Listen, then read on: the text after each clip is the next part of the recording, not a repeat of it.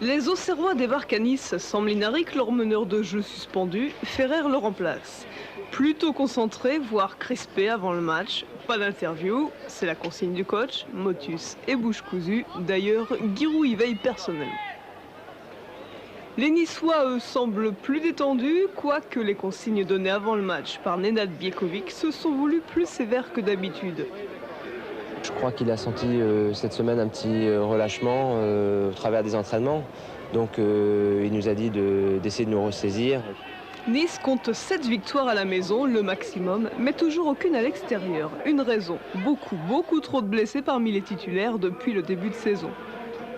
L'an dernier, c'était encore plus catastrophique parce qu'il y a eu un changement de type d'entraînement, il y a eu un changement de joueurs qui sont venus un peu de divers horizons et ceux qui ont eu du mal à s'acclimater, disons, à l'équipe. Levé de rideau émouvant quand Huck Junior épate Huck Senior et nous avec. Le match commence, première belle action pour Auxerre, Guerreiro prend ce ballon, cherche Ferrer, rapidement sur le but, mais Pifto sort bien. Ricor pour Nice tire un coup franc, Djelmas rate sa tête, Oleksiak récupère assez rapidement pour Bravo, et cette fois-ci lui tire du mauvais côté du pied. Sur le corner de Ricor qui suit, Martini retire le ballon de la tête du même Bravo, pas de chance. De nombreux coups de pied arrêtés pour Nice, Martini stoppe ce tir de Guérit, mais Bravo bientôt dans la surface tente un ciseau qui ne marche pas. Ricor dans ses œuvres nargue le jeune Guerreiro.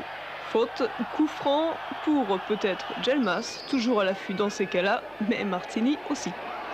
Une demi-heure de jeu, Bosser à l'attaque et main de Guerreiro qui donne un coup franc aux Niçois. Bravo s'en charge et quel coup franc, 1-0 pour Nice, 10e but de Daniel Bravo, son objectif de début d'année déjà atteint. Immédiatement après, Djelmas se sent des ailes, mais Martini s'interpose. Le score à la mi-temps sera celui du match. Il y avait des attaquants de talent, mais notre système défensif était bien disposé. On arrivait à les contrer. Et puis bon, là, il y a eu un petit relâchement. Vous savez, on est une équipe jeune. Il n'y en a que pour Nice. Dans cette deuxième mi-temps, le centre d'El Adaoui contré profitera à Jean-Philippe Rohr. Très bon hier soir. Bravo et Guérit s'enflamment aussi. Mais les actions niçoises s'effritent dans leur conclusion. Ce sera le lot de toute cette deuxième mi-temps. Djelmas et Enduro n'auront pas plus de chance malgré ces 1-2 réussis. Score final 1-0.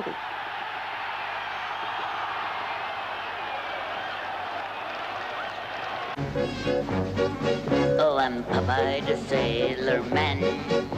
I'm Popeye the Sailor Man. L'homme du match, nous n'étions pas les seuls dans le vestiaire de l'OGC Nice à l'avoir repéré. C'est Daniel Bravo. Pas gâté du tout par le marquage de Boli, accessoirement, et la défense auxerroise serrée en général. Il a procuré tout de même des ouvertures. Réussit la plupart de ses dribbles malgré l'ombre Prunier. Et il faut souvent céder plus que de ses jambes pour le rattraper.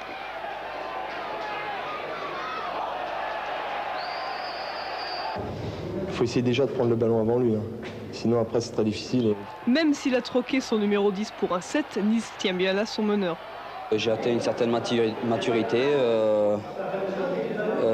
J'ai eu un enfant, je me sens très bien actuellement, surtout après les années difficiles que j'ai connues.